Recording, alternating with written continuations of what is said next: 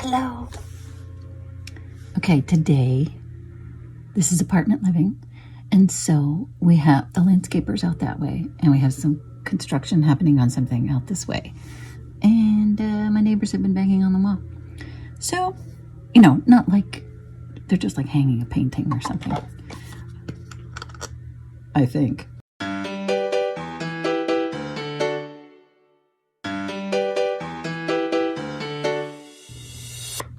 Last night I spoke to my brother and his family, his wife, and his two girls, my nieces. And they are so dear. Both in college, one starting her freshman year,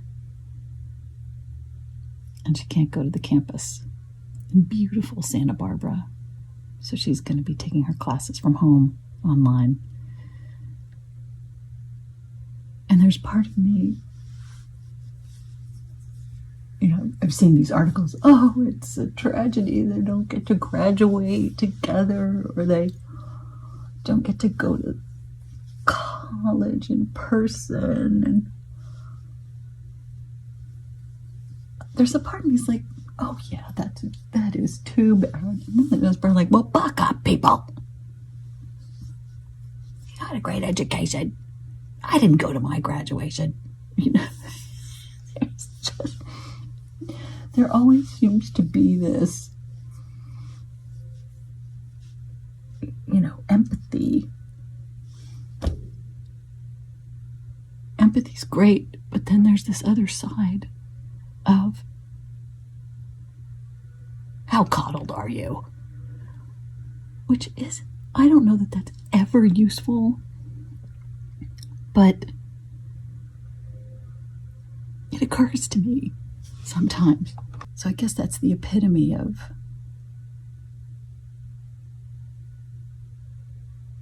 maybe it's some level of be grateful, or some level of it's not fair. It's, why should you get it if I didn't? Eric and I watched a documentary last night about this water park in, I think it was New Jersey, in the 80s. It was called Action Park. And apparently it was these death-defying cliff jumps and rides where they ended up having fatalities. I was like, a few a year. How bad is that? And so the people they interviewed, and there were lawsuits. They nicknamed it Class Action Park. But they interviewed some of the people that worked there or went on the rides. And what struck me is they were all, kind of loud and funny and really Jersey and, toughen up and can you do it? And the first half of the movie is, people on these rides, and it looks like a blast. An absolute blast. And a lot of them were talking about how in the 80s, you still could, ride your bike around. There were no cell phones. Nobody was tracking you. Say, parents wanted you out of the house. Go. So these kids were drinking and partying and flying down these rides. And there just was something alive about it. They over and over again, they talk about the attraction of the risk and how free the kids felt there. I wonder too, I used to think when I was younger, this has got to be safe. They couldn't have it if it wasn't safe. No, it was not safe.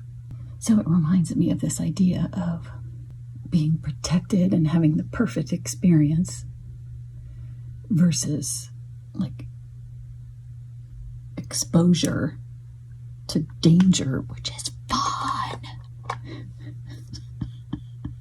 I had this friend, so lucky to have her as a friend.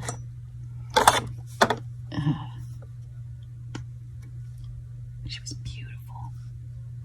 She was tough, brave. She had a car. Great combo. And was it we were 16 or 17? We started going to punk clubs and new wave dance clubs.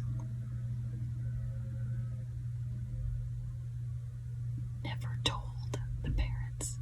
We would go on road trips. I'd say I was spending the night at her house. We'd go to Dallas.